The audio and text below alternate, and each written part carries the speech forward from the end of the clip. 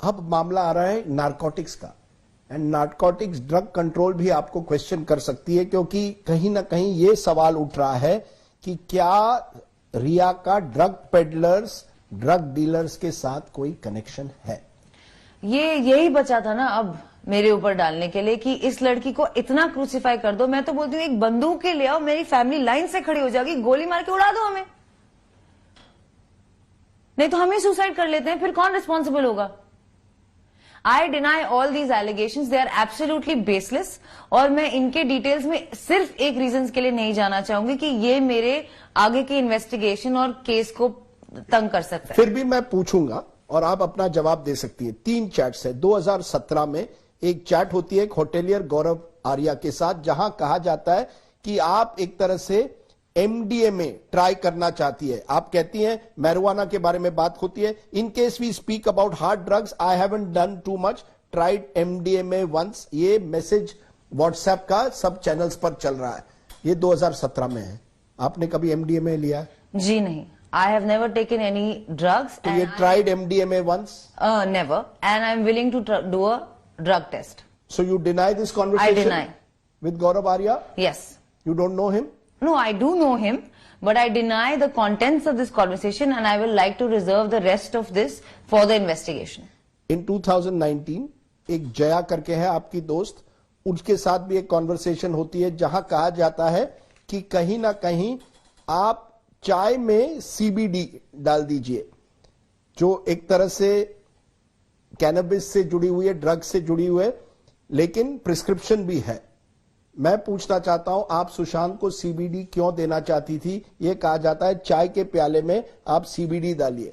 मैं नहीं देना चाहती थी।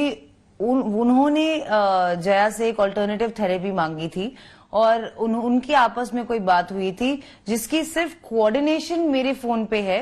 ना मैंने उनके चाय में कुछ डाला, उन्होंने खुद किया होगा जो किया होगा। लेकिन again sir, I don't want this to interfere in my investigation, so I don't want to continue this. Fair enough. My third one is 2020 Samuel Miranda का एक कॉन्वर्सेशन आया हुआ है कि स्टॉक इज ओवर। इससे यह पता चलता है कि या तो आप ड्रग ले रही थी या सुशांत ले रहा था। सच्चाई क्या है?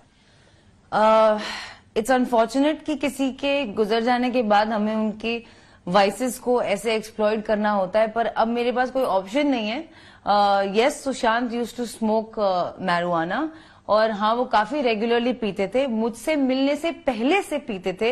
इनफैक्ट केदारनाथ की शूटिंग या उससे जरा सा पहले से उन्होंने शुरू किया था ये।